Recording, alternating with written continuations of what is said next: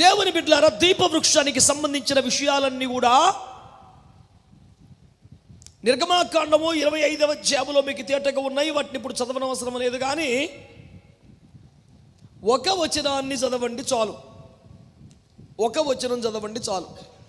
27వ అధ్యాయం 20వ వచనం. నిర్గమ 27:20.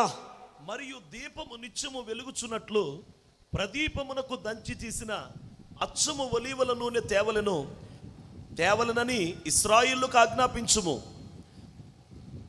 సాక్ష్యపు మందసము ఎదుట ఉన్న తెర వెలుపల ప్రత్యక్షపు గుడారములో అహరోనును అతని కుమారులను సాయంకాలము మొదలుకొని ఉదయము వరకు యెహోవా సన్నిధిని దానిని సవరింపవలెను. అది ఇశ్రాయేలులకు వారి తరతరముల వరకు నిత్యమైన కట్టడ. ప్రభువు నామానికి మహిమ కలుగునట్లుగా ఒక స్తోత్రం చేద్దామండి. పిల్లరా, దయచేసి ఈ మాటలు శ్రద్ధగా మీరు ఆలకించే ప్రయత్నం చేయండి, నా వైపు చూస్తూ. ఇందులో ఫస్ట్ అండ్ ఇంపార్టెంట్ వర్డ్ మనం తీసుకున్నది ఏంటంటే, దీపము నిత్యము వెలుగుచుండునట్లు అనండి. ఈ ప్రత్యక్ష గుడారములో ఉన్న దీపం, దీపస్తంభం, దీపవృక్షం ఏదైతే ఉందో అది నిత్యము వెలుగుచూ ఉండాలి అనేది దేవుని యొక్క ఆజ్ఞ. దీపం ఆరిపోవడానికి వీళ్ళే, దేవాలయములో చీకటి ప్రవేశించడానికి వీళ్ళే, పరిచర్య ధర్మాలు కుంటుపట్టడానికి వీళ్ళే, యాజకుడు నిర్ణయములు తీసుకున్నటలో, స్వేచ్ఛగా పరిచర్య చేయటంలో తడబడటకు వీళ్ళే.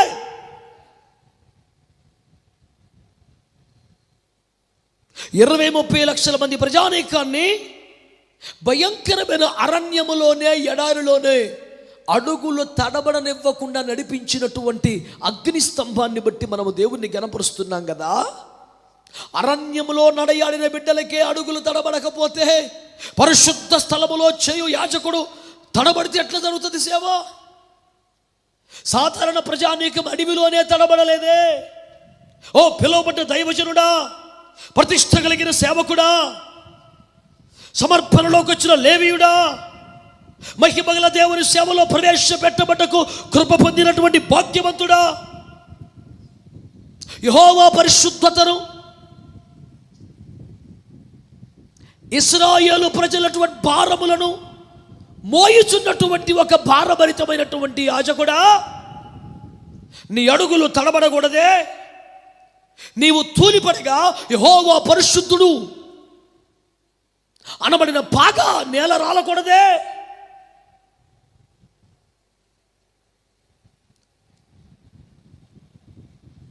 నీ సేవలన్నీ కూడా ఏమాత్రము తడబడకుండా ప్రభు మహిమకు తగు రీతిలో ఆశ్చర్యకరముగా కొనసాగాలంటే తగినంత వెలుగు నీ మందిరములో ఉండాలి. అందుకొరకై నీ ఒక దీప వృక్షాన్ని కలిగిన వాడివై ఉండాలి. ఆ దీప వృక్షములో ప్రభు చెబుతున్న మాట, అది నిత్యము వెలుగుతూ ఉండాలి. మీకు ఇప్పటికే మనం చెప్పాను, మనం ధ్యానం దీపవృక్షం పరిశుద్ధాత్మ నింపుదలకి అభిషేకించబడటానికి సాదృశ్యంగా ఉంది. ఒకటి సమర్పణ, రెండవది శుద్ధీకరణ, మూడవది అభిషేకింపబడుట, ఆత్మతో నింపబడుట. Unless and until you receive the anointing from above, you should not even leave Jerusalem city and don't be hasty to enter into the town to proclaim the good news.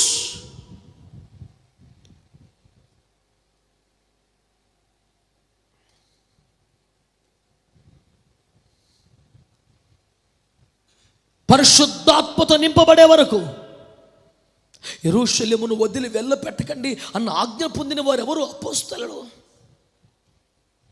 వాళ్ళు ఎప్పటికే పాప క్షమాపణ అధికారాన్ని పొందారు. యోహాను 20లోనే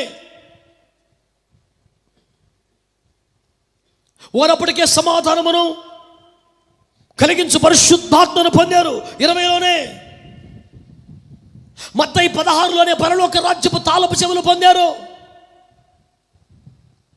లోక 10లోనే శత్రు బల మంత్రం మీద అధికారమును పొందారు.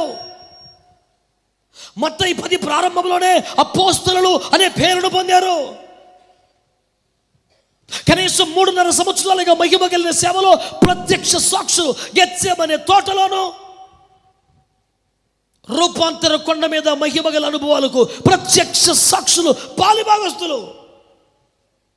But still they were strictly commanded by the Almighty God, the Master, not to leave Jerusalem city unless and until you receive power from above. అయినప్పటికీ పైనుండి ఆత్మ మీ మీదకు వచ్చే వరకు యెరూషలేమును వదిలి వెళ్ళకు.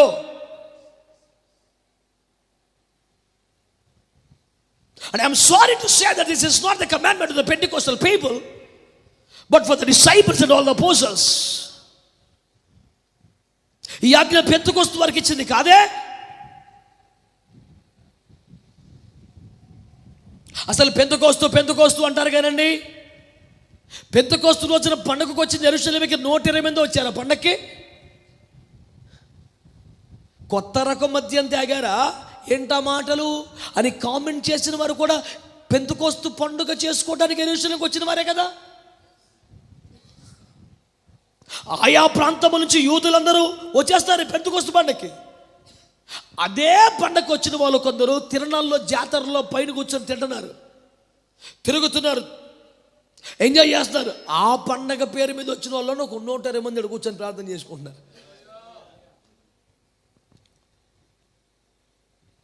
ఇప్పుడు యూదులు 120 మంది ఉన్నారా ఏంది?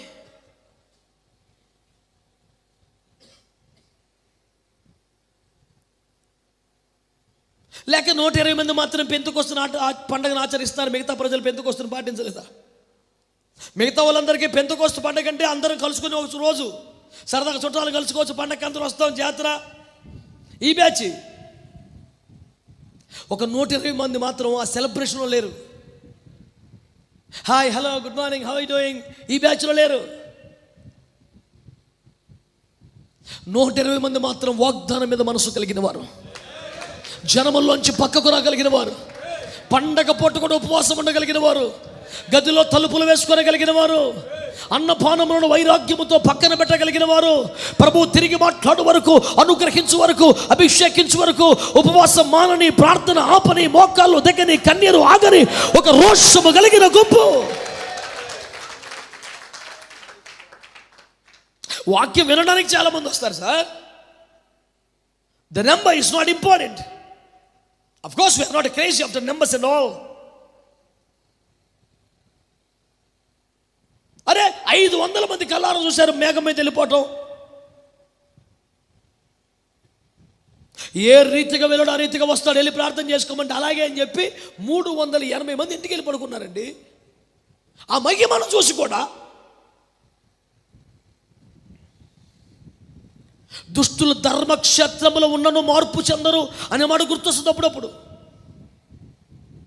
కల్లార వారి మధ్యలోంచి ఆయన ప్రత్యేకించబడి మేఘం మీదకి వచ్చి వెళ్ళిపోతాను చూసి బెత్తరపోయి అలాగే చూస్తున్న వారి దగ్గరికి దూతలు దిగి వచ్చి, మీరు ఎందుకు అలా తేరి చూస్తున్నారు, ఇతను ఎలాగెళ్ళాడో అలాగే వస్తాడు ఆయన చెప్పిన వాగ్దానం నమ్ముకోండి బతకండ్రా బాబు అని చెప్తే, ఓ అలాగే అని ఇంటికి వెళ్ళి పడుకుంటారండి వీళ్ళు.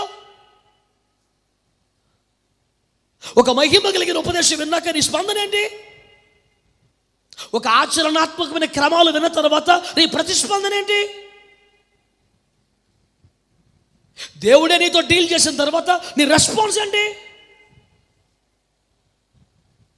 How simply you going back to the bed and enjoying your time. నీకు కయ్యనికి తేడా ఏంటి? అలాగైతే నీ ఇంటికి వచ్చి బతిమలాడుతున్నాడు దేవుడు. ఒరే నువ్వు ముఖం ఎందుకు చిన్నబుచ్చుకున్నావురా, ఇప్పుడు ఏమైపోయింది లేరా, నువ్వు సత్కి చేస్తే బాగుండేది కదరా, పోనీ ఇప్పుడుకైనట్టు చేయరా, లేకపోతే వాకిట్లో పాపం ఉందిరా. పాపం ఎంత బుచ్చకిచ్చి మాట్లాడుతున్నాడు దేవుడు. విసవిసలాడుతా పోతాడు బయటికి.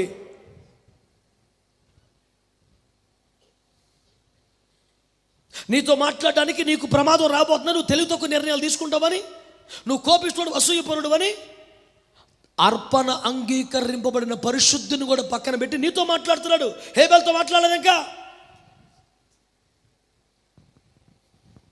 నీతో దేవుడు మాట్లాడుతున్నాడు కాబట్టి నువ్వు ఎందరికన్నా యోగ్యుడు అనుకోవద్దు. నీ మీద దేవుని కృప ఉందని సంతోషపడి దానికి స్పందన తెలియచేయి.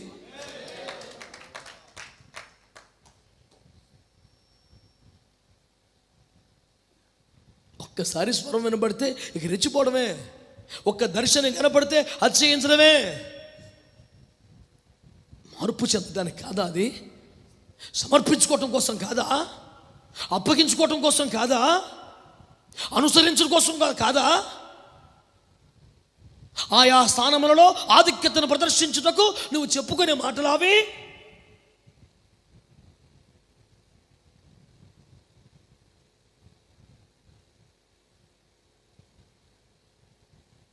Do you use that grace of God to expose yourself or to glorify your God? నీవు పొందిన కృపను నిన్ను నువ్వు హెచ్చించుకున్నట్టుకు వాడతావా? ప్రజల మధ్య ఆయన కృపను ఘనపరచడానికి వాడతావా? What kind of person you are?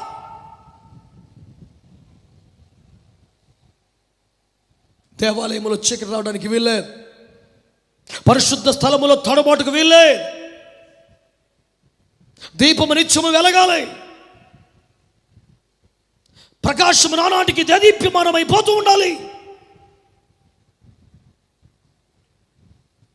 దానికి సంబంధించి కొన్ని విస్పష్టమైనటువంటి ఆజ్ఞలు ప్రభు జారీ చేశారు. నెంబర్ 1, దీపవృక్షము శుద్ధ సువర్ణముతో చేయాలి. It must be made of pure gold. Even మందసములో కూడా తుమ్మకర్ర ఉన్నది, సముఖపు రొట్టెల బల్లలో కూడా తుమ్మకర్ర ఉన్నది, బలిపీఠములో కూడా తుమ్మకర్ర ఉన్నది, ధూపవేదికలో కూడా తుమ్మకర్ర ఉన్నది. But when the matter comes to the anointing, కానీ అభిషేకమునకు సూచనగా ఉన్న దీపవృక్షం మాత్రం శుద్ధ సువర్ణమయము. చప్పట్లు కూడా దేవుని మహిమపరచండి. నా బాధ, నా బోధ ఏంటంటే పరిశుద్ధాత్మ అభిషేకం అది పూర్తిగా దైవికమైంది. మనుషుని ప్రయత్నానికి సంబంధించింది కాదు, మనుషుని ఆవేశానికి సంబంధించింది కాదు, మనుషుని ప్రయత్నానికి సంబంధించింది కాదు.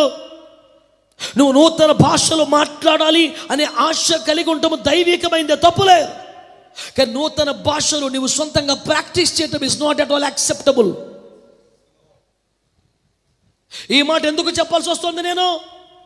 నేను కన్నులారా చూసాను, ఒక దగ్గర ఒక పాస్టర్ గారు ఎంకరేజ్ చేస్తున్నారు, ఏదో ఒకటి మాట్లాడు పర్లేదు.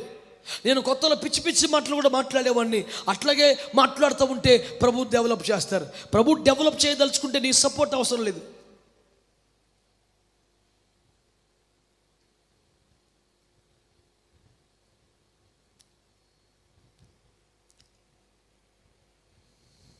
అపోస్తుల కార్యములు 2వ అధ్యాయం 1 నుంచి 4 మధ్య, అప్పుడు వేగముగా విచ్చు బలమైన గాలి వంటి ఒక శబ్దం ఆ ఇల్లంతా నిండినగా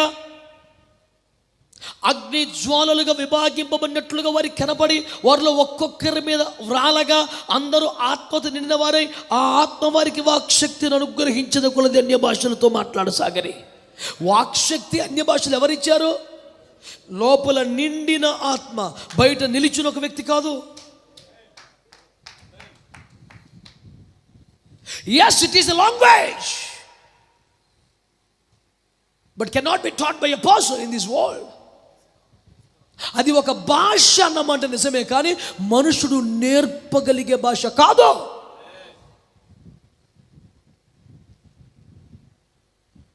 వెర్రి మర్రి వేషాలు వేయొద్దు పరిశుద్ధాత్మ పేరు మీద. నువ్వు నిలబడి 2 మాటలు పలికించి పలుకంటావా అండి?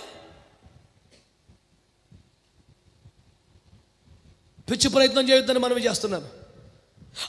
అగ్నితో తాకబడాలి, ఆత్మతో నింపబడాలి.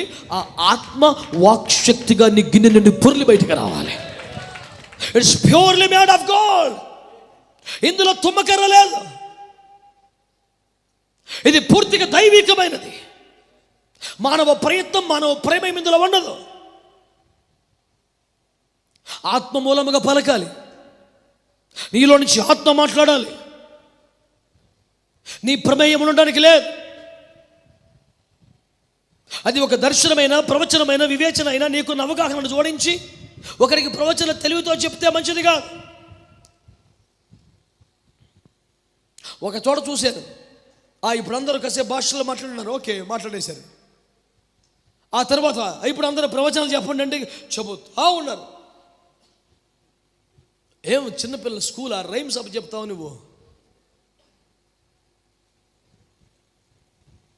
నువ్వు ఆ కృప పొందిన వాడివైతే దేవుడు నీతిలో మాట్లాడుతూ ఉంటే అంతకన్నా భాగ్యం ఏముంది? ప్రవక్తల సంఘములకు నేత్రం వంటి వారు కదా. ప్రవక్త లేకపోతే సంఘం గుడ్డిదైపోద్ది కదా. సంఘము నేత్రములు కలిగినదిగా ఉండాలి కదా. ప్రవచనం ఆహ్వానించదగిందే.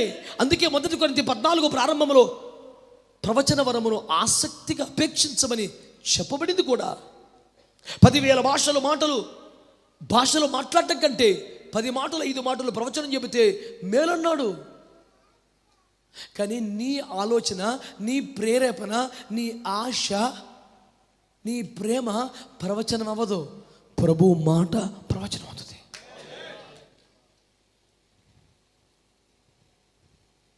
నేను చెబుతున్నాను, వరముల గురించిన టీచింగ్ ఇవ్వట్లేదు ఇప్పుడు. I'm not talking about the gifts of holy spirit god. కానీ దీపవృక్షం శుద్ధ సువర్ణం, అందులో తుమ్మకర్ర ఉండదు అని మాత్రం చెబుతున్నాను నేను. నీ ఆలయములో సేవలో దీపవృక్షం ఉండాలి.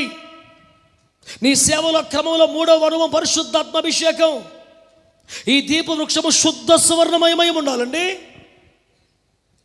ఇందులో మనుష్యత్వం, లౌకికత్వం, తుమ్మకర్ర, ఇత్తడి ఏది కలవడానికి లేదు. శుద్ధ సువర్ణమయమైపోవాలి పరిశుద్ధాత్మాభిషేకం అంటే.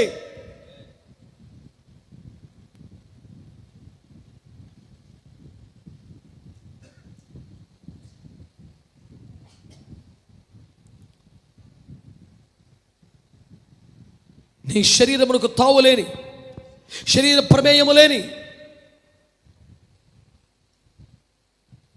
శరీరపు భావావేశములకు తావులేని ఒక శుద్ధ సువర్ణమైనది దీపవృక్షం అని విజ్ఞాపకం చేస్తున్నాను.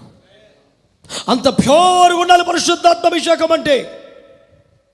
మానవ ఆవేశాలు, భావోద్రేకాలు పరిశుద్ధాత్మ వరం పేరిటి వెళ్ళపడిస్తే ఎంత భయంకరం అది. నీ కోపం కలిగించిన వారి మీద శాపం పలకటానికి, నిన్ను ప్రేమించిన వారికి దీవెన పలకటానికి ప్రవచనం అనే ఒక వరాన్ని సాకుగా, ఆయుధంగా వాడుకునే ప్రయత్నం చేస్తే నువ్వు దీపవృక్షములో కూడా తుమ్మకర్రలు పెట్టుచున్నవాడివన్నమాట. దీపవృక్షములో కూడా ఇత్తడో ఏదో కలుపుతున్నవాడివన్నమాట. నువ్వు ఆ షేపు తీసుకురాగలవేమో, ఆ దీపం వెలిగించగలవేమో. గుడారం మీదకి దేవుని మహిమను మాత్రం తేలేవు, అంగీకరణ మాత్రం తేలేవు. ఆ దీపవృక్షము శుద్ధ సువర్ణమయమై ఉండాలి. ఈ సీరియస్నెస్కి రాకపోతే కుదరదు. ఏమి ఇద్దరితో చేసి బంగారపు కోటింగ్ కొడితే సేమ్ అట్లా కనపడదా? నాలాంటి వాళ్ళని మేనేజ్ చేయటం 5 నిమిషాలు పట్టదు. కానీ దేవదూతలలో లోపములు కనుగొనుచున్న దేవుడు, అగ్ని వంటి నేత్రములు కలిగి 7 సంఘముల మధ్య సంచరిస్తున్న దేవుని నువ్వు ఏమార్చలేవు. సముద్ర దిగంతాలను తేటగా చూస్తున్న దేవుడు ఇత్తడికి పూసిన బంగారు పూతను కనుగొనలేనివాడు అనుకుంటున్నావా? మట్టి గోడ గచ్చు పూతలు పూస్తే యెహెజ్కేలును గద్దించలేదా తాను? పోత కాదు, పోత. శుద్ధ సువర్ణం పోత పోయబడాలి, సువర్ణం పోత పోయటం కాదు. నీ అభిషేకం పై నుండి పోత పోయబడాల, శుద్ధ సువర్ణము నీ మీదకి వచ్చేయాల. దేవుని సముఖములో నుండి వెలితి పడని, మకిలి లేని శుద్ధ సువర్ణము ఒక దీపముగా పోతపడాలి. అంతే తప్ప నువ్వు ఏదో ఒకటి తెచ్చి దానికి పోత పోసి కొన్ని భాషలు మాట్లాడినట్టుగా నటించి మోసపోకు. దేవుడు వెక్కిరింపబడడం.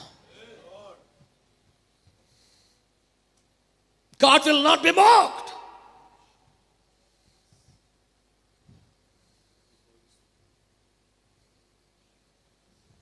దీపవృక్షం శుద్ధ సువర్ణమయమై ఉండాలి. ఏం మాత్రం ఇందులో రాజీకి అవకాశం లేదు. నీ దీపము నిత్యము వెలుగుచుండాలి అనే అనుభవాన్ని సాధించడానికి గుడారములో పరిచర్యలన్నిటికీ సరిపడినంత వెలుగు ఇవ్వాలి అనే అనుభవం కొరకు మొదటి పాయింట్ అది శుద్ధ సువర్ణమయమై ఉండాలి. కల్తీ లేని దైవికమైన స్వభావాలు, దైవత్వం, పరిశుద్ధత మేళవించాలంతే. ఇంకేం ఛాన్స్ లేదు నీకు. ఇక ఒకటి శుద్ధ సువర్ణమయమై ఉండాలి. ప్రభువుకు స్తోత్రం చెప్పండి. హల్లెలూయా. రెండవ అనుభవం మనం చూద్దాం. రెండవ అనుభవం ఏమిటంటే అది ఏకాండముతో నిగుడవలెను. ఏమంటాడు? ప్రకాండములన్నీయు ఏకాండములో నిగుడవలెను. All the branches must be inserted into the main source.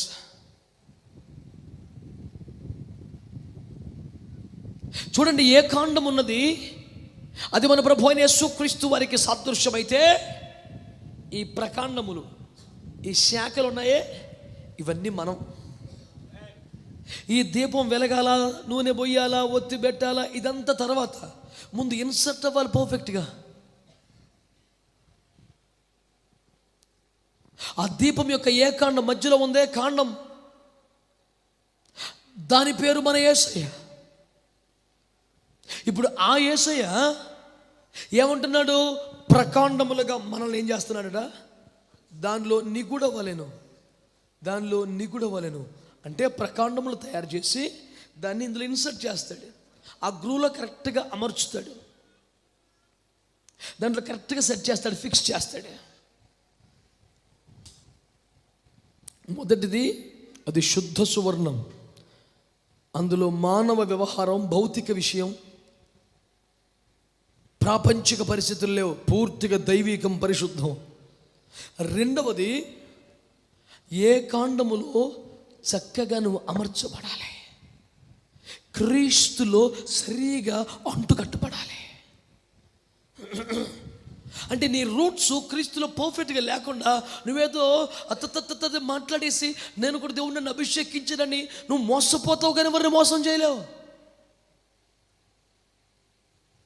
చాలామంది భౌతిక ప్రదర్శన చేసి పెద్దగా శబ్దం చేసి మాట్లాడి దేవుడు మాకు చాలా బలమైన అభిషేకం ఇచ్చాడంటే వాక్యములో అనుభవం లేని వారు ఎవరైనా నమ్ముతారు. కానీ వాక్యం వెరిగిన వాడు ఏం చూస్తాడు? అసలు వాడు రూట్స్ కరెక్ట్గా ఉన్నాయి క్రీస్తులో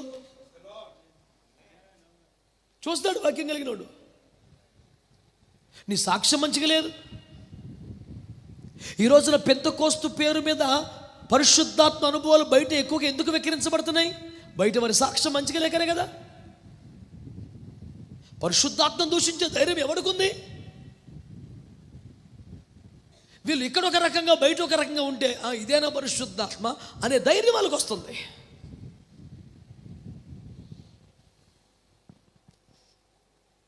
వాళ్ళిద్దరు కొట్టుకోరు కదా. మెరీబా జలాలను పేరు పెట్టారు జలాలకి. మెరీబా అంటే వివాదం, మెరీబా జలములు అంటే వివాదాస్పద జలములు. ఆ జలముల వివాదం ఏముందండి? ఆ జలములు దేవుడిచ్చిన జలములు, ఆ జలములు మధుర జలములు, ఆ జలములు దప్పికి తీర్చినవి, ఆ జలములు బ్రతికించినవి, ఆ జలములు వారిని వెంబడిస్తూ దాహం తీర్చాయి. అవి ప్రాణాధార జలములు. కానీ వాళ్ళకి ఏం పేరు పెట్టారు? వివాదాస్పద జలాలని. ఆ జలముల వివాదం ఉందా? మీలో వివాదం ఉందా? అంటే మన స్వభావము ఆయనకు ఆపాదించబడుతున్న సమాజంలో అది సమస్య. మనం పరిశుద్ధులమైతే దాన్ని పరిశుద్ధాత్మ అంటారు, మనం వివాదాస్పదలమైతే వివాదాస్పద ఆత్మ అంటారు. మన క్యారెక్టర్ దానికి మోపడుతుంది ఆయనకి. మరి ఎంత జాగ్రత్తగా ఉండాలి మనం? కనుక నువ్వు ఎక్కడ ఇన్సర్ట్ అయ్యావు? మతంలోనా, కమిటీలోనా, డినామినేషన్లోనా, కల్ట్స్లోనా, డాక్ట్రిన్స్లోనా? ఎక్కడ ఇన్సర్ట్ అయ్యావు నువ్వు? నిత్యము వెలుగుచుండగా దీప వృక్షముగా నీవు నీ బ్రతుకు నీ సేవ ఉండాలంటే నువ్వు క్రీస్తులో చక్కగా అమర్చబడిన వాడుపై ఉండాలి. నువ్వు క్రీస్తులో సరిగ్గా అమర్చబడాలి. ఏ కాండములో ప్రకాండములన్నీ కూడా నిగుడవలెను.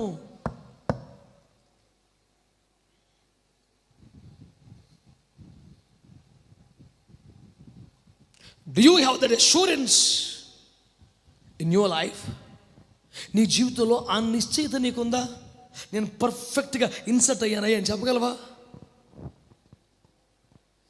When the answer is no, you must repent and cry at the feet of Jesus.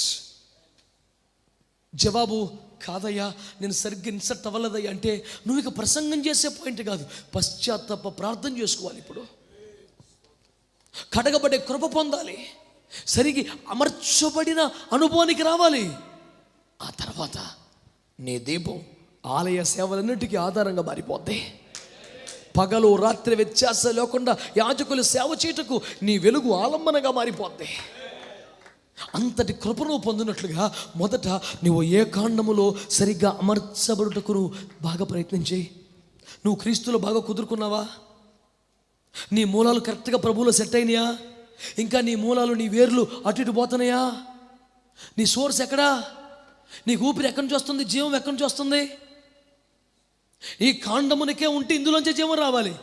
నీ సోర్సెస్ బయట ఉన్నాయా? ఒకవేళ సరిగ్గా ఇన్సర్ట్ అయ్యావా నువ్వు?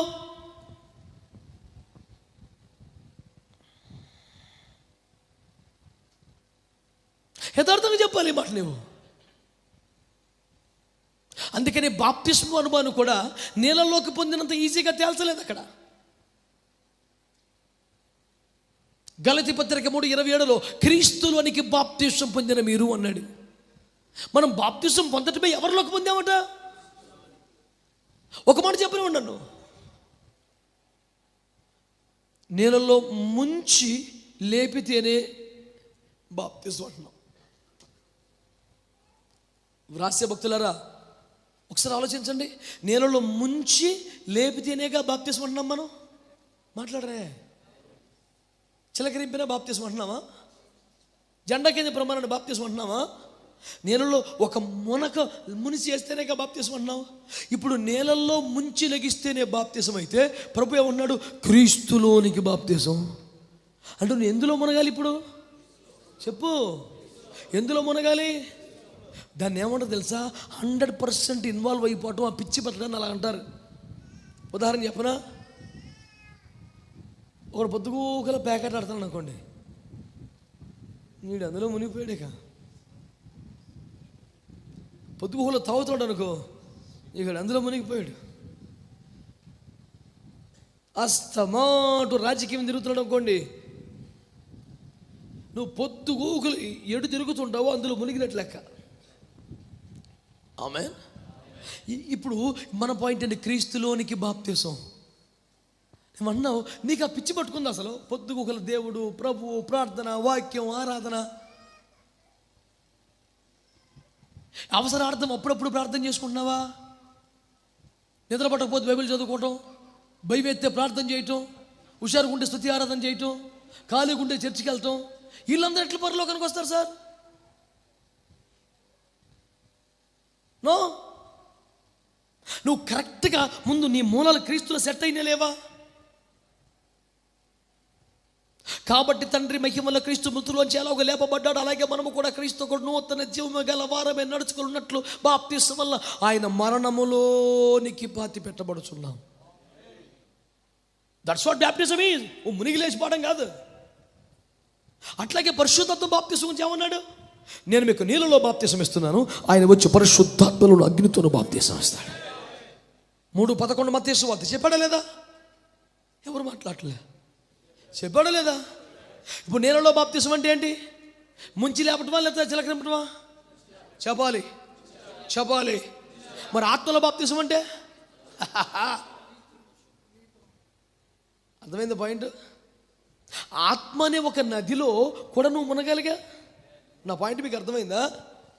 నీళ్ళల్లో మునిగి లేపితేనే బాప్తిస్మం అంట. మరి ఆత్మ బాప్తిస్మం అంటే నేను నీటి బాప్తిస్మం పొందానండి, మరి ఆత్మ బాప్తిస్మం ఏందిరా అంటే ఆత్మ బాప్తిస్మం అయిపోయింది. ఆడైందిరా నీకు? ఏమైందిరా నీకు అసలు? ఎట్లుండాలి అది? పరిశుద్ధాత్మనే అభిషేకపు నది ప్రవాహములో ఒక్క మునక మునిగి లేవాలి. ఒడ్డును కూర్చొని 4 సుక్కలు తాగినోడు బాప్తిస్మం పొందినట్టు కాదు. ఆ నది వల్ల నీ దప్పిక తీరిందేమో, ఆ నది వల్ల నీ చెట్ల వేర్ల బలము పొందిందేమో, ఆ నది వలన చిగురులు వచ్చి పండుతున్నాయేమో, ఇదంతా నదిలో దిగింది కాదు. నువ్వు నీటి కాలువలో ఎవరైనా ఉన్నావు, ఇంకా లోపలికి రాలా. ఒడ్డున నీళ్లు తాగి పీల్చుకొని నువ్వు తెగ ఫలించేస్తున్నావు. నీకు ఒక మజా చెప్పనా? నీటి కాలువలో ఒడ్డునున్నవాడు తన కాలువలో ఫలిస్తాడు. అదే నదిలోకి వచ్చిన వాడు 12 కాపులు కాస్తాడు. 1వ కీర్తనకి యెహెజ్కేలు 47కి తేడా ఉంది. ఆ నది ప్రవహించారట, చెట్లు 12 కాపులు కాస్తాయి అంట. మరి నీటి కాలువల యోరను ఉన్నవాడు తన కాలం. ప్రతి ఒక్కరికి ఒక సీజన్ ఉంటుంది. ఆ సీజన్ అటు వాడబడతాడు, ఆ తర్వాత క్లోజ్. వాస్తవం సార్. కొంతకాలం ఎడు చూసినాడు పోస్ట్, ఆ తర్వాత మళ్ళీ కనపడ్డాడు. మిమ్మల్ని ఏదో నవ్వించాలని చెప్పలేదు నేను. తన కాలం ముందు ఫలించడం కాదు, 12 కాపులు కాసే ఒక కృప మనకు కావాలి. ఎందుకు కావాలి? ఎందుకు కావాలి? పండ్ల కాలము కాకపోయినా పండ్లు వెతికే యజమానుడు మనకు ఉన్నాడు కనుక. ఇది నా కాలం కాదు సార్, ఇది నా సీజన్ కాదు సార్ అంటే వీళ్ళే. ఆ కాలమున పండ్లు కోరుచున్న దేవుడు ఒకడున్నాడు. ఫలము కనిపించకపోతే శపించి వేసే ప్రమాదం ఉంది. మీరు అనుకున్న గడియలో వచ్చి నీ పండ్లు వెతికే దేవుడు ఆయన. అందుకొరకు అన్ని కాలములలో ఫలించగలిగిన ఒక నది ప్రవాహపు అనుభవంలోకి నువ్వు రావాలి. ఇంకా ఒడ్డుని ఎందుకుంటావు బ్రదర్? నీటి కాలువలో నాటబడినదై ఆకు ఓడక తన కాలమందు పొలం మిచ్చు చెట్టు వలే. అది సండే స్కూలే. నదిలోకి రా. హేస్కేలో నడవాయా నదిలో? అమ్మో నదిలో నడవాలా? రా నడు. 1000 మూరలు నడిపించాడు. 1000 మూరలు నడిచాక చాలు అయ్యా కింద చూడు ఒకసారి. ఓ ఇంకా శీలమండమేనా? ఇప్పుడు నడు. ఇంకొక 1000 మూరలు. 2000 మూరలు నడిచావు. మూర అంటే అడుగున్నారా? సుమారు 3000 అడుగులు. ఏంది నడిచావు ఒక అడుగు ప్రభుతో 3000. ఎంత వచ్చింది చూడంటే మోకాలేనా? నడు. ఇంకొక 1000 మూరలు.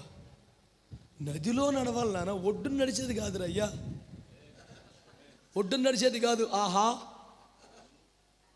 పచ్చిక బయళ్ళలో విశ్రమిల్తును శాంత జలాల చాంత. నువ్వు సేద తీరే బ్యాచ్వే. నువ్వు విశ్రాంతి సేద, నీకు ఇదే ఆశీర్వాదం, వాగ్దానం, తీర్మానం మటుకు లేదు. వాగ్దాన కూడికి పెట్టు కుప్పలు తెప్పలు వచ్చి పడిపోతారు. ఆశీర్వాద సభను ఎరగబడిపోతారు. తీర్మాన కూడికి ఒక్కడు. But nobody can find any blessing in Bible without a condition. You cannot see the hand of the Almighty God on your life without a covenant in your life. దేవుని అభిషేక హస్తము నీ మీద చూడాలంటే నీలో నిబంధన లేకుండా సాధ్యమా?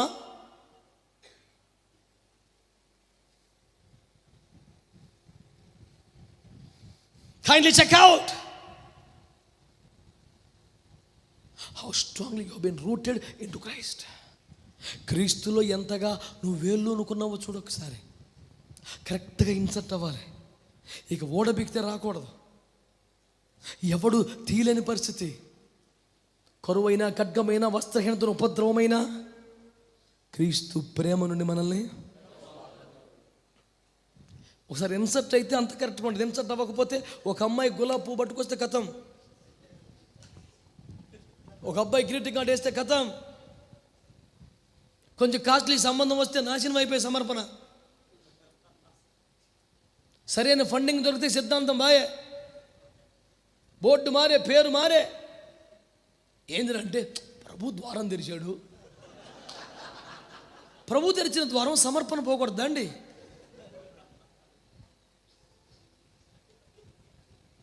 ఇదివరకు సమర్పణ ఉంది, ఇప్పుడు సమర్పణ పోయింది. ఇదివరకు తెలివితేటలు లేవు, ఇప్పుడు వచ్చినాయి.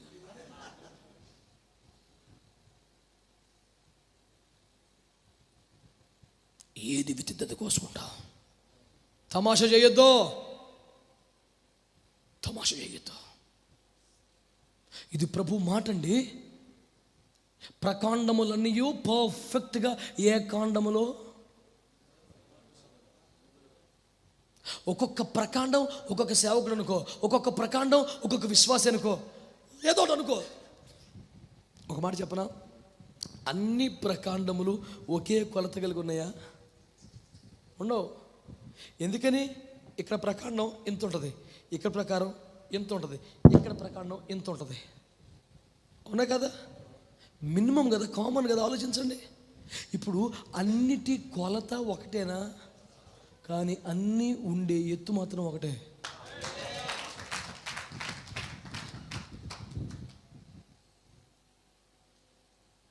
దీపవృక్షం ఏం చేస్తుంది తెలిసినా? ఒక లెవెల్కి తీసుకొస్తుంది. దేవునికి స్తోత్రం. హల్లెలూయా. నువ్వు కరెక్ట్గా ఇన్సర్ట్ అవ్వాలనా ఇందులో? నువ్వు కరెక్ట్గా కుదురుకోలేదు, ఇంకా నువ్వు మెంబర్షిప్లో కుదురుకుంటున్నావు, కమిటీలో ఇరుక్కుంటున్నావు తప్ప నువ్వు కరెక్ట్గా ఈ యొక్క ఏకాండములో ఇన్సర్ట్ అవ్వలేకపోతున్నావు. నువ్వు నీలో ఒక మైండ్లో సిస్టమ్ ఉండిపోయింది, అందులో ఉండిపోతున్నావు నువ్వు.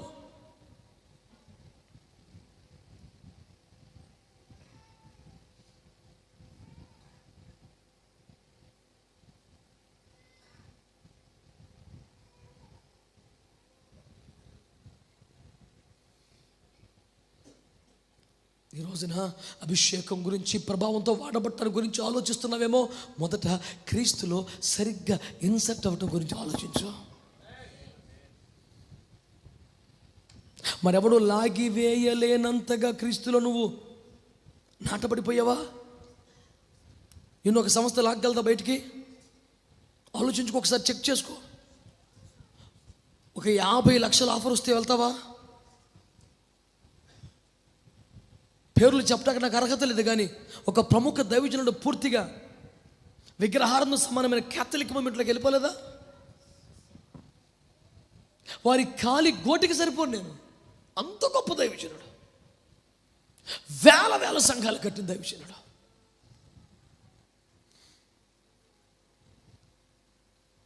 కారణాలు, సంఘర్షణలు మనకు అవసరం అనవసరం? ఒక్కసారిగా ఆరాధన విధానాలు, నమూనాలు మొత్తం మార్చేశారే. మందిరంలోనికి విగ్రహారాధన సహిత కార్యక్రమాలు అనుమతించారు, అఫీషియల్గా ఆజ్ఞ జారీ చేశారు. ఈ ఆదివారం మొదలుకొని ఇలాగే చెయ్యాలి ఆరాధన.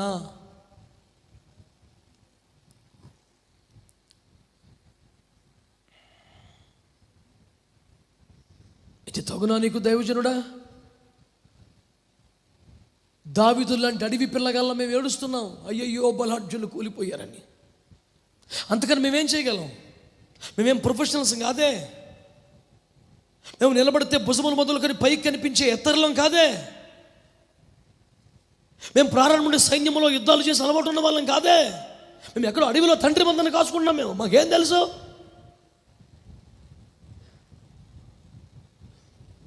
సౌలు లాంటి వాళ్ళు ఇచ్చిన అనౌన్స్మెంట్లు విని వచ్చాం. రాజు ఏం చేస్తున్నాడో, సైన్యం ఏం చేస్తుందో తెలియదు. అడవిలోకి కేకలు వినబడుతున్నాయి, మీలో ఒక్కడూ లేడా? మీలో ఎవడూ లేడా? గివ్ మీ ఎ మ్యాన్, నాకు ఒకరిని ఇవ్వండి అన్న శత్రువు కేకలకు రోషం పుట్టి వస్తున్నాం బయటికి తప్ప మాకు అనుభవం ఉందని కాదు. మాకేం అనుభవం లేదండి. అసలు ఆ డాలు పట్టుకోవడమే రాదు మాకు, ఆ కత్తి ధరించడమే రాదు మాకు.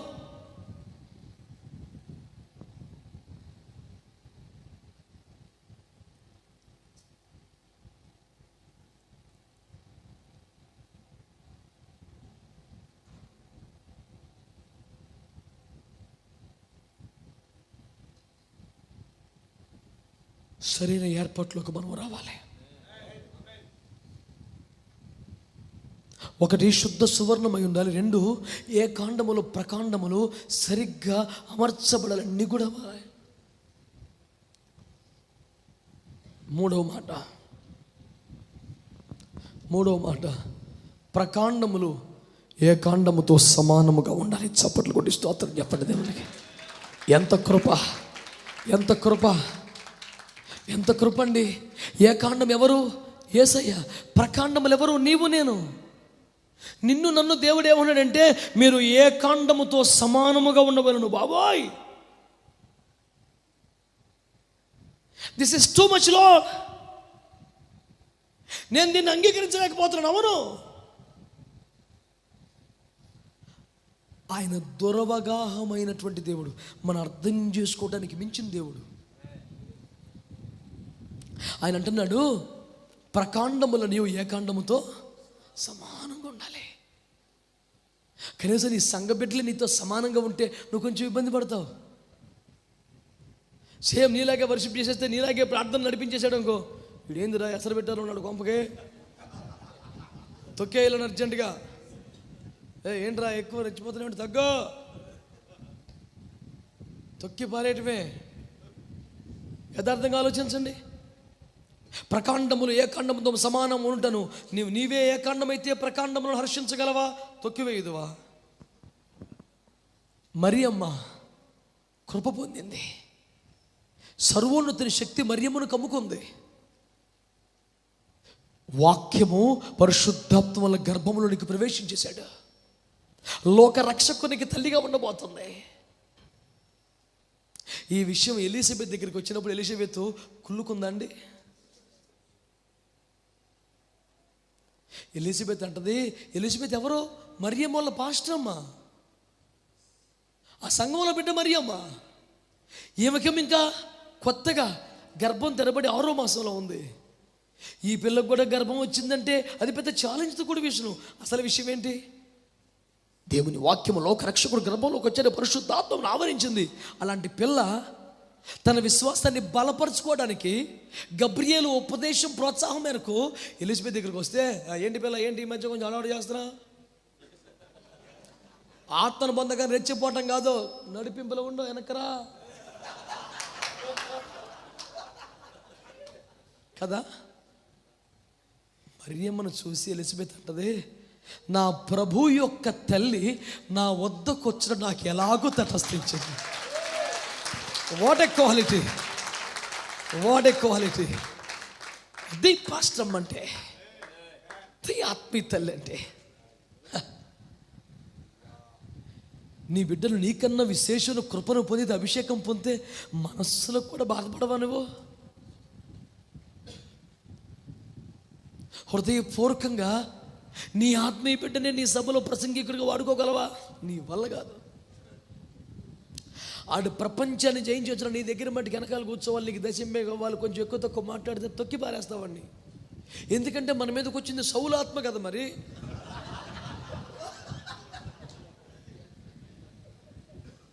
పెట్టి ఉందే, నీ ఆత్మీయ కుమారుడు వాడబడుతుంటే ఉప్పొంగిపోవాలి నాన్న, సంతోషపడాలి, కన్నీళ్లతో ప్రభుని కనపరచగలగాలి. పరలోకపు తండ్రి అయిన దేవుని సమక్షములో పరలోకములో 24 పెద్దల సింహాసాలు దిగి వచ్చి గొర్రె పిల్లకి సాష్టాంగపడి దండం పెడతారు. ఏయ్ ఏంట్రా నేను ఉండగా పిల్లలకి దండం పెడుతున్నావు అని అనలేదు సార్. తండ్రి చిద్విలాసంగా సింహాసనం కూర్చొని ముసుముసు నోళ్ళతో మురిసిపోతున్నాడు, నా కొడుకు ఆరాధించబడుతున్నాడు. తండ్రి అయిన దేవుని సమక్షములో పరలోకములో కుమారుడు ఆరాధించబడుతుంటే తండ్రి బాధపడ్డాడు సార్. మరి ఆ దేవుని సేవకునిగా దేవుని మనసు కాకపోతే నీకు ఎవరి మనసు రావాలి? అమ్మా, ఎవని పొలములో పరిగె వేరు కొనగలనో అక్కడికి వెళ్తానమ్మా. నీ ఇంట్లో తిండి గింజలు లేవు, నువ్వు నన్ను బ్రతికించలేవు, నన్ను పోషించలేవు, చచ్చిపోవటమేగా. ఎవని కనికరము పొందగలను అక్కడ పరిగెరుకుంటానమ్మా అంటే, చస్తే ఇక్కడ సావు కానీ రోడ్డు ఎక్కబాకు. మోయోబు బుద్ధిని బోనించుకున్నావు కాదు, ఎలా లోపలికే ప్రాణం చెత్త వెనకబడింది కాకి ఇప్పుడు రోడ్డు ఎక్కుతావు, సావు గదిలో చావు. తిండి బుద్ధులు అటు పోతాయి. మోయాబు వీరాలా ఎలా?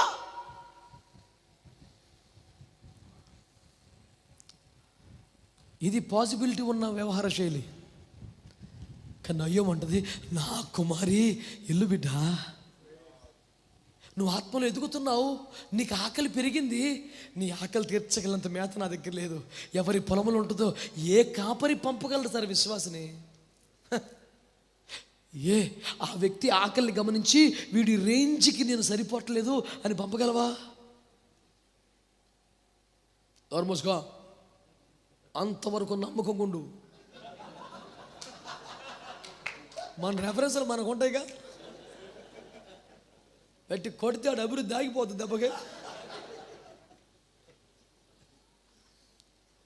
ప్రకాండములనియు తనతో సమానముగా ఉండాలని కోరుకొనుచున్న ఏ కాండమైన యేసయ్యకు సేవ చేస్తున్నాం మనం.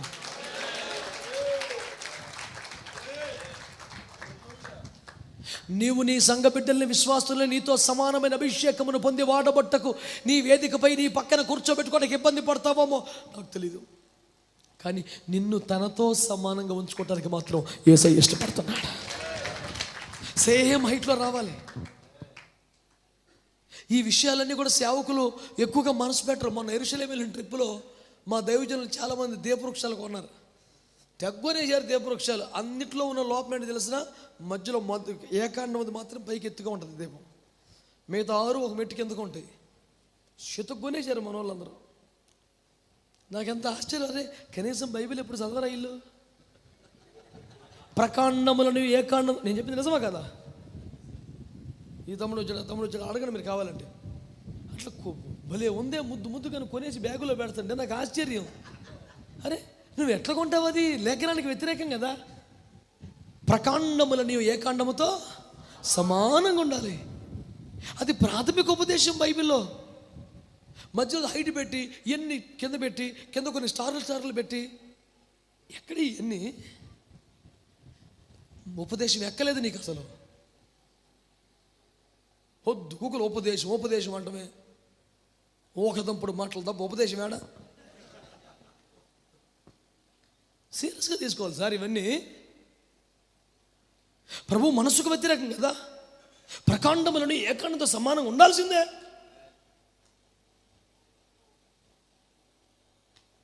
ఈరోజు అడుగుతాను, యేసుకి ఏ అభిషేకం ఉంది? యేసుకు ఏ ప్రత్యక్షత ఉంది? యేసుకు ఏ మహిమ ఉంది? సేమ్ అదే నీకు ఇవ్వడానికి దేవుడు ఇష్టపడుతున్నాడు. అలాంటి సేవ చేయడానికి సిద్ధంగా ఉన్నావా? అపోస్తలుల కార్యాలు 10:38 దేవుడు నజరేయుడైన యేసును ఆత్మతోనూ శక్తితోనూ అభిషేకించాడు. ఎలాగెలాగా? ఆత్మతోనూ శక్తితోనూ. దీన్నే మత్తయి 3:11 ఆత్మతోనూ అగ్నితోనూ అన్నాడు. యోహాను ఆత్మతోనూ అగ్నితోనూ అన్నాడు. లూకా ఆత్మతోనూ శక్తితోనూ అన్నాడు. With the same term. అంటే అభిషేకంలో 2 ప్రధాన విభాగాలు చూపిస్తున్నాను. ఒకటి ఆత్మాభిషేకం, 2 శక్తి అభిషేకం. What is the main difference between this 2 anointings? Very simple. ఆత్మాభిషేకం ఏం చేస్తుందంటే నిన్ను సర్వసత్యంలోనికి నడిపిస్తుంది. పరిశుద్ధాత్మ మీదకి వచ్చినప్పుడు ఏం చేస్తాడు? మిమ్మల్ని సర్వసత్యం నడిపిస్తాడు. అదే శక్తి అభిషేకం, అగ్ని అభిషేకం ఏం చేస్తే తెలుసా? ఇతరులను సర్వసత్యం నడిపించే సాధనగా నేను వాడుకుంటుంది. ఆమె నా మాట నీకు అర్థమైందా? సింపుల్. నేలలో మునిగితేనే బాప్తిస్మం, ఆత్మలో మునిగితేనే బాప్తిస్మం. That much very simple. అగ్నిలో కూడా మునగవేయాలి. It's a liquid fire, a river of liquid fire. అది ఒక ద్రవాగ్ని ప్రవహించుచున్నది అన్నది. ఒక్క మునక వేసి లెగిస్తే కాలిపోవాల్సినవి కాలిపోతాయి, మెరవాల్సినవి మెరుస్తూ ఉంటాయి. ఒక అగ్ని అభిషేక ప్రవాహములు ఒక్క మునక వేసి లేస్తే వెరీ సింపుల్. అగ్నిగుండంలో వేసి పడేసారు షడ్రక్ మేషక్ అబేద్నెగోలు, ఏం కాలిపోయినాయి? కట్లు మాత్రమే. తల వెంట్రుక కూడా కాలేదు సార్. అగ్ని కూడా వాసన రాలేదండి, కానీ బంధకములు మాత్రం కాలిపోయినాయి. సరైన ఫైరీ రివర్లోకి నువ్వు వస్తే కాలిపోవలసినవి మాత్రమే కాలిపోతాయి, నిలబడవలసినవి మేలిమి బంగారులాగా ప్రకాశిస్తూ ఉంటాయి. రా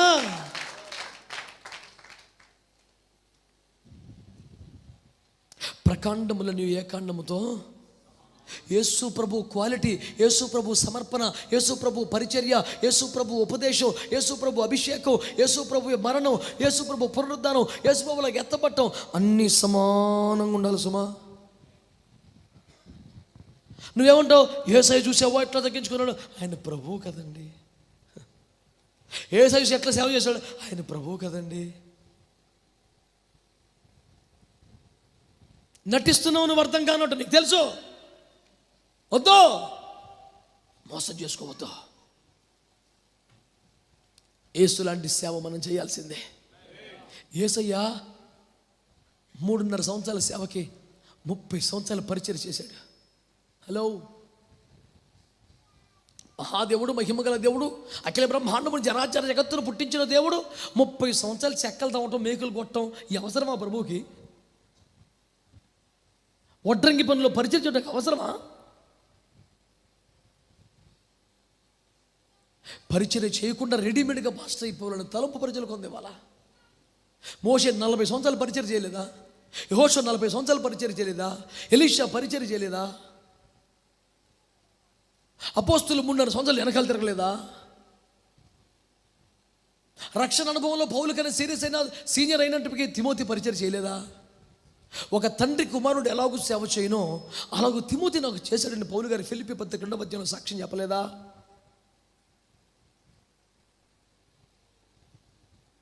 దయచేసి మాటలు సీరియస్గా తీసుకోండి. నీ సమర్పణ, నీ విధేయత, నీ పరిచర్య యేసుతో సమానంగా ఉంటే నీ అభిషేకం కూడా యేసుతో సమానంగా ఉంటుంది. ప్రకాండములను ఏకాండముతో 4వ మాట చూద్దాం. 1 శుద్ధ సువర్ణమై ఉండాలి. 2 సరిగా అమర్చబడాలి, నిగుడబడాలి. 3 ఏకాండముతో సమానంగా ఉండాలి. 4వది వెరీ ఇంపార్టెంట్, దీపము నిత్యం వెలుగునట్లుగా నిత్యము తైలము పోసేవాడు ఒకడు కావాలి. నువ్వెంత మేలిమి బంగారముతో చేయబడ్డ శుద్ధ సువర్ణ దీప వృక్షమైనా, నక్షీపనిగా చెక్కబడిన దానివైనా, బాదము కాయ కలశ రూపములైనటువంటి ప్రమిదలు నీకు కలిగి ఉన్నా, ఏ కాండముతో సకాండములు ప్రకాండములను సమానముగానే ఉన్నా, నీలో తైలము పోయేవాడు నీకు లేకపోతే దీపవృక్షమా నీవు ఒక అలంకార వస్తువుగా మిగిలిపోతావు సుమా. దైవజనుడా, ఆలయములో ప్రజలు సంచరించుటకు, యాజకులు సేవ చేయుటకు నీవు ఒక దీపవృక్షమైతే నీలో తైలము పోయేవాడు కూడా కావాలి సుమా. ఈ రోజున చాలా మందికి ఒక అవగాహన వస్తుంది, ఆత్మీయ నాయకత్వాన్ని కలిగి ఉండాలి, పైకప్పు కలిగి ఉండాలి, లేకపోతే నా దీపం ఆరిపోవచ్చును, నా ధూపం చెదిరిపోవచ్చును, నా రొట్టెలు పాడవచ్చును అనే ఒక అవగాహన వస్తున్నది. మంచిదే, కానీ నేను అడుగుతున్నాను, నువ్వు ఎవరిని పైకప్పుగా కోరుచున్నావో, ఎవరిని నాయకుడిగా పెట్టుకున్నావో, నీకే యాజకుడిగా ఎవరిని పెట్టుకున్నావో అతడు నీ ప్రమిదలలో ఎప్పటికప్పుడు నూనె పోయగలిగిన వాడేనా?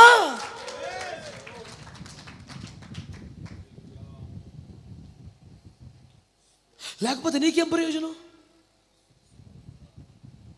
ఏదో లోక సామెత పెద్ద తలకాయ లేకపోతే ఎద్దు తలకాయ పెట్టుకోమన్నారని. ఆ సామెత ఎందుకు చెప్తారు? నేనే పెద్దోడుగా నువ్వు ఫీల్ అయిపోకరా, మరొకరు పెద్దోళ్ళని కలిగి ఉండాలి, ఆలోచన చెప్పేవాళ్ళు ఉండాలి అనే భావన నీకు లోతుగా కలగటానికి ఆ సామెత చెప్పారు. పరిచర్లు కూడా అదే ఫార్ములా తీసుకొని, మరి ఎవరో ఒకరు ఆత్మీయ నాయకులు ఉండాలి కదండి అని ఏదో కొంచెం వయసులో పెద్దవాడినో, లేకపోతే చాలా కాలంగా పరిచయం అయినానో, మన ఇంట్లో పెళ్ళో సవ వస్తే తండ్రిలాగా వచ్చి అన్ని చూసుకునేవాడినో, ఒకరిని జడ్జ్ చేసుకున్నాడు, దశంభాగం పడేస్తే నమ్మకంగా మన కడపడి ఉంటాడు. ఈ భాష మీకు ఇబ్బందిగా ఉంటుంది, కానీ ఈ ఫీల్ చాలా మందికి ఉంది. నేను సమాజంలో లేని వింత భావనలు చెప్పను, ఓహోలో విహరించడం రాదు, ప్రాక్టికల్గా మాట్లాడుతున్నాను. మనకంటే కొంచెం ఫస్ట్ నుంచి కూడా అన్నిటికీ ఆయనేనండి. ఒక్కని కేకైతే పరిగెత్తుకొస్తాడు, పెళ్ళో సాగు అవుతాడు, పడి ఉంటాడు టెంట్లో. ఇక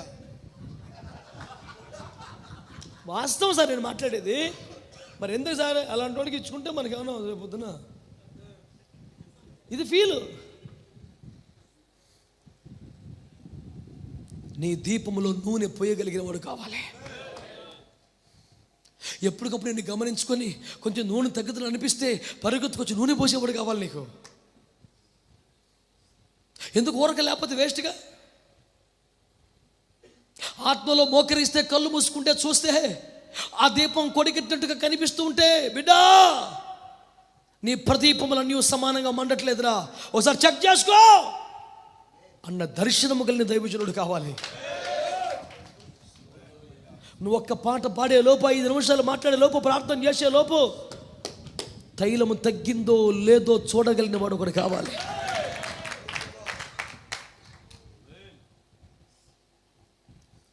అందుకొరకే మనం చదువుకున్న మూలవాక్యంలో ఏముంది గుర్తు చేసుకున్నారా మీరు?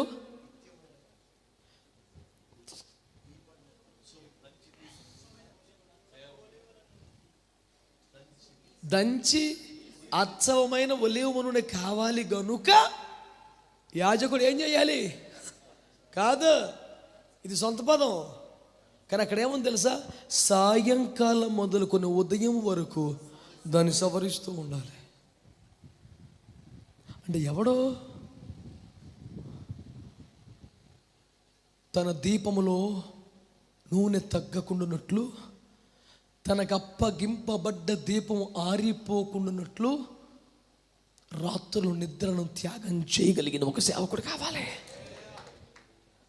సాయంకాలం మొదలుకొని ఉదయం వరకు సవరిస్తూనే ఉండాలి. అంటే ఆ దైవజనుడు నిద్రను త్యాగం చేయాలనేగా. అందరూ నిద్రించినప్పుడు మోకాళ్ళ మీద పడగలిగిన వాడై ఉండాలి. అందరూ ఆదమరిచిపోయినప్పుడు ఆ బిడ్డలను ఎత్తి పట్టగలిగిన వాడై ఉండాలి. నువ్వు ఊరకనే ఎవడు కూడా తీసుకెళ్ళి దశభాగం పెట్టేసుకొని ఏదో ఒక బొమ్మ పెట్టుకొని స్పిరిచువల్ కవరింగ్, లీడర్షిప్, అబ్బబ్బబ్బ కాదు కాదు. అతడు నీలో తైలమును పోయగలిగిన వాడై ఉండాలి. ఆమేన్. నూనె నీకు నింపగలిగిన వాడై ఉండాలి. అతను నిన్ను దర్శిస్తే, అతను నీతో ఒకసేపు మాట్లాడితే, అతను నీకు ప్రార్థన చేస్తే నింపబడుతున్న అనుభూతి నీకు కలగాలి. నీకు స్పష్టంగా తెలియాలి. అది నీకు తెలియట్లేదా? వెలితిగా అనిపిస్తుందా? వదిలేసాయి. నీ క్షేమం కొరకు చెప్తున్నాను నేను. అది నేనైనా సరే వదిలేయి. నేను ముఖ్యం కాదు. నీకు నీ దీపం మారిపోకూడదు. నేను ఒక పెద్ద విగ్రహంగా ఉండి నీకు నూనె పోయలేకపోతే వేస్ట్. నేను ఆత్మీయ నాయకత్వంలో ఉన్న వారందరికీ చెప్తున్నాను ఈ మాట. నేను ఊరుకో, అన్న బాధపడతాడు, అన్న బాధపడ్డో నీ దీపం మారిపోకూడదు.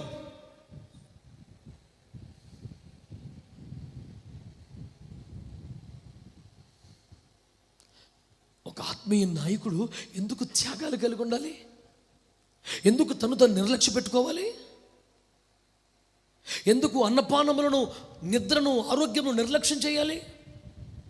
కొన్ని దీపాలు వెలగాలి సుమా. ప్రపంచంలో దీపాలన్నీ వెలిగించలేకపోయినా తనకు అప్పగించబడ్డ దీపాలను ఆరిపోకుండా చూసుకోవాలిగా. సాయంకాలం మొదలుకొని ఉదయం వరకు వాటిని సవరించగలగాలిగా.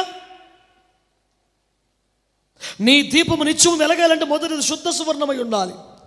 2 ఏకాండముతో ప్రకాండములనే మీరు నిగుడబడాలి. 3 ఏకాండమునకు సమానముగా ఎదగాలి. 4 నీకు నూనె పోసే ఒక దైవజనుడు నీకు ఉండాలి. లేకపోతే నీ దీపం ఆరిపోద్ది బ్రదర్.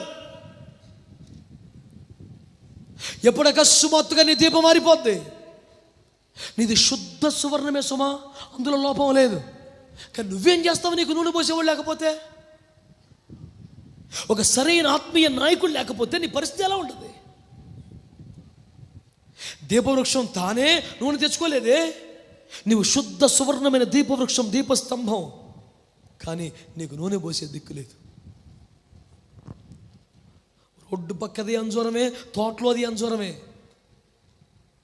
దానికి 4 సంవత్సరాలుగా కాపు లేదు, 3 సంవత్సరాలుగా లేదు, మళ్ళీ ఇంకో సంవత్సరం ఇచ్చాడు, అందుకే 4 సంవత్సరాలు అన్నాను. దీనికేంటి 4 పూట్లు కూడా లేదు ఛాన్స్. ఇట్లా చూశాడు, పొద్దున్న పండ్లు లేవు, శపించాడు. సాయంత్రానికి ఆ రోడ్డుకు వస్తుంటే పేతురు బిత్తరపోయాడు.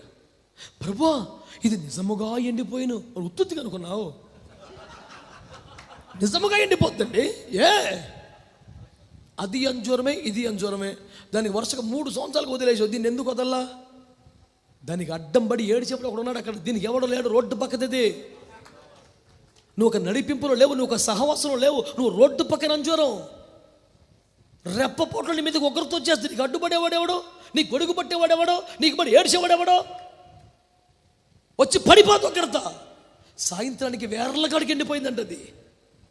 అది కూడా అంజూరమే. 4 సంవత్సరాలు ఒక్క పండు లేదు, కానీ దర్జాగా తోట మధ్యలో కూర్చుంది. నీళ్ళన్నీ దానికే, కంచంతా దానికే. ఎందుకని? దానికి బడి ఏడ్చేవాడు ఒకడు ఉన్నాడు. ఒక నాయకత్వం లేని సేవ ఎంత ప్రమాద పంచుల్లో ఉంది, ఎంత డేంజరస్గా ఉంది. నువ్వు అంజూరమే, ఏపుగా ఎదుగు, కాకపోతే రోడ్డు పక్కోడవి నువ్వు. కాయలు కాస్తే ఎవడన్నా కోసుకెళ్తాడు, ఎండిపోతే ఎవడు నీ ముఖం చూడడం. వాడు అంటాడు, మాకు 2 మంది పాస్టర్లు వస్తారు సార్ మా ఇంటికి, నేను ఎవరిని బట్టి చేతులతో పంపను, అసలు కాసినంతకాలం ఎవడైనా కోసుకెళ్తాడు రా. నువ్వు ఎండిపోతే నీ ముఖం ఎవడు చూడడం? సంద ఎత్తమాని మానే వరుసగా 5 నెలలు ఒక సంద 6 నెలలు వస్తాడు. వట్టిగా ఎదిగి ఎందుకు ఈ నీళ్ళు పోతాం అనుకుంటాడు. చుట్టూ తవుడు ఎవడు పెడతాడు వట్టిగా ఎదిగి? వరుసగా 5 మాసాలు సందా ఒక 6వ మాసం వస్తున్నాడు. అదే నీ కన్నవాడైతే ఆత్మీయ నాయకుడైతే సందా ఇస్తే పెద్దగా ఇవ్వకపోతేనే వాడికి ఏమైంది పరిస్థితి? వాడు ఎందుకు ఎండిపోతున్నాడు అసలు? ఎందుకంటే లెక్క ఒప్ప చెప్పాలన్న భయం నిద్ర పట్టిన వాడికి. తాట తెస్తాడు రేపు పొద్దున, నీకు అప్పగించింది ఏం చేసేవరా అని. ఈ దెబ్బలు తిని రక్తమంటలో పడున్న ఈడున్నాడే ఎరుకో బేచిగాడు. వీడు కుదురుగా ఉండి సౌడు ఎరచలేము. వీడు వెళ్ళి తనులు తిని ఈ పగలు కొట్టించుకుంటే ఈడికి వెళ్ళే టెన్షన్. ఇప్పుడు ఒట్టుకులోడికి వచ్చింది బాధ. 2 దినాలు ఇచ్చారు, ఈయన బాగుతే నేను మళ్ళీ వచ్చేపాటికి ఈయన తయారు చేయాలి. ఇప్పుడు వచ్చే నాటికి ఈడు పుండు మానపోతే ఈడు కొందరు రేపు ఇప్పుడు. అవునా కాదా? పోనీ వచ్చే తేదీ చెప్పాడా? 5 సంవత్సరాలు ఛాన్స్ అని అన్నాడా? మళ్ళా ఎప్పుడు వస్తాడో తెలియదు నాయనో. ఈడు చూస్తే ఇంకా రసిగారుతున్నాయి పుల్లు. ఈడు పిండనేవాడు, మందు పెట్టనేవాడు. ఈడు తగలబడ్డాడు నా పేనానికి. ఉపదేశంలో ఖండింపు వస్తే ఓపడో, గద్దింపు వస్తే ఓపడో. ఏయ్ పలానా చోట అయితే వెళ్ళినప్పుడల్లా బ్యాగ్ ఎత్తారు, నువ్వేంది?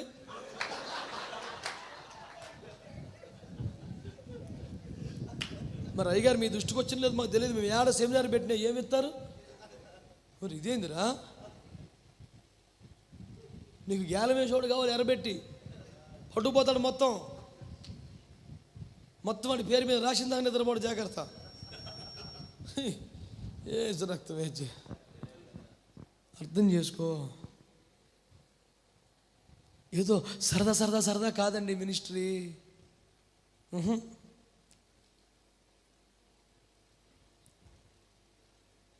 నీకు నూనె పోసేవాడు కావాలి. 4వ మాటది అంతేనా? 5వ మాట ఒత్తి కత్తిరించేవాడు కావాలి. ఆడుండద్దు ఊరకు నూనె పోసుకుంటూ కూర్చుంటేట. కొన్నిసార్లు ఎంత నూనె పోసినా వెలుగు రాదు. ఎందుకని? ఒత్తి కొడుగొట్టుతుంటుంది మసి. బంగారపు కత్తితో అప్పుడు నీకు అనిపిస్తాడు సహవాసం మారిపోవాలని. నీకు తెలియదు అన్న, ఫస్ట్లో బాగానే ఉండేవాడు, ఈ మధ్య కత్తిరుతున్నాడు.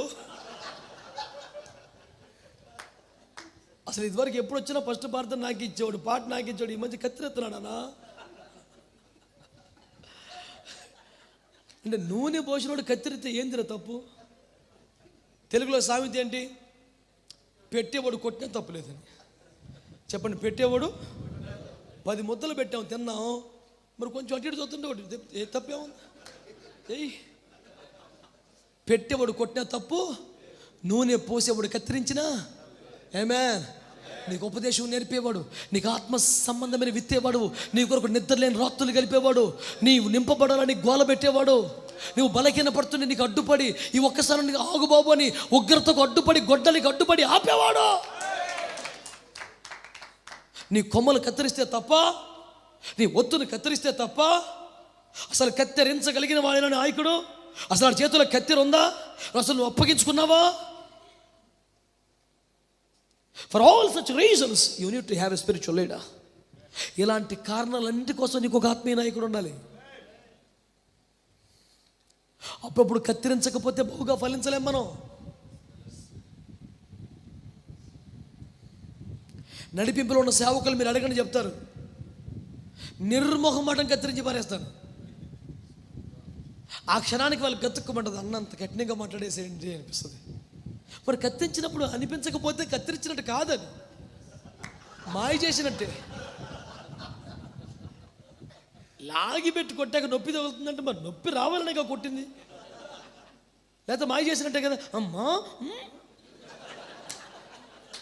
దొంగ మాయది, కొట్టాలంతే.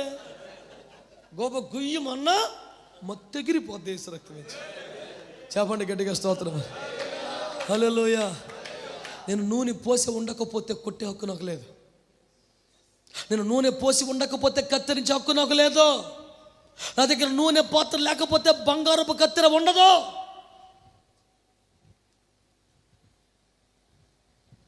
నీ దీపం నిత్యం వెలగాలంటే ఇవన్నీ అవసరమా కదా?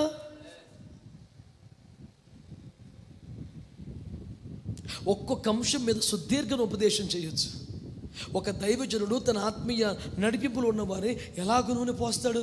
అసలు వదిలిపెట్టే అంశం అది. సమయాన్ని బట్టి అట్లా మనం వదిలేసుకొని పోతున్నాం తప్ప. ఒక నాయకుడు ఎలాగో కత్తిరిస్తా వెళ్తాడు. ఎంత కఠినంగా ఉంటాయి అనుభవాలు తెలుసా? హృదయం రంపపు కొత్త గురైపోద్ది ఒక్కోసారి కత్తిరిస్తుంటే. నేను ఇంత నమ్మకంగా ఉంటున్నానే, ఇంత విధేయతంగా ఉంటున్నానే, ఇంత అప్పగించుకున్నానే, ఇంత కఠినంగా ఎందుకున్నాడు? వారి పిచ్చి మొఖమాట నూనె పోసినా వెలగటానికే, కత్తిరించినా వెలగటానికే, నిన్ను బాగా వెలిగించడానికే కదా. Can you allow your spiritual leader to use the scissors on your life? నీ జీవితం మీద కత్తెర ఆడించున్నట్లుగా నీ నాయకుడిని అనుమతించగలవా నువ్వు? అప్పగించుకోగలవా నువ్వు? చాలా కష్టం అండి, చాలా కష్టం. నేను సులువే సుఖం అంటలేదే, కష్టమే. కానీ నువ్వు వెలుగుతావు, నువ్వు వెలగాలి, నువ్వు ఆరిపోకూడదు.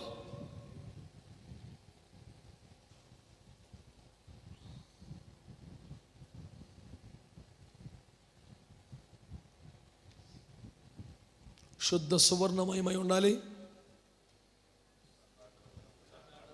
ఏ కాండములో సరిగా,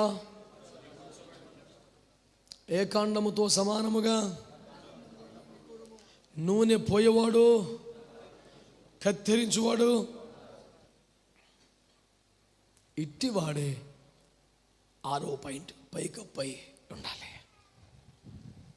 ఇటువాడే పైకప్పై ఉండాలి. లేకపోతే గాలి వచ్చిన దీపం, గాలి విసరను వాన కురిసెను, ఆ ఇంటి పాటు. ఆ పరిస్థితికి రాకూడదు. గాలి వీచినా, వాన కురిసినా, వరద వచ్చినా, ఇంటి మీద కొట్టినా, కదల్చబడిన బండ మీద పునాది వలె నీ ఉండగలగాలంటే ఈ ఉపదేశం నీకు అవసరం, నీకు అవసరం. ఇలాంటి పైకప్పు నీకు కలిగి ఉండాలి. అప్పుడు 7వ పాయింట్, ఆలయములో జరుగు సేవలన్నింటికి సరిపడా వెలుగునిచ్చు దీపముగా నువ్వు వర్ధిల్లుతావు. చప్పట్లు కూడా దేవుని మహిమపరచండి. హల్లెలూయా. నీలాంటి దీపం ఒక్కటుంటే చాలు, నీలాంటి దీపం ఒక్కటుంటే చాలు, ఆలయం మొత్తం వెలిగే. మేము కూర్చుని ఇంట్లో అనేక దీపములు ఉండేను అంటాడు పౌలు గారు. నేను అంటాను, ఒక్క దీపం చాలు నా గుడారం మొత్తానికి సరిపోద్ది వెలుగు. నీ ప్రాంతానికి నువ్వు ఒక దీపస్తంభంలాగా ఉంటావా? మీ పట్టణానికి ఒక దీపవృక్షంలాగా ఉంటావా?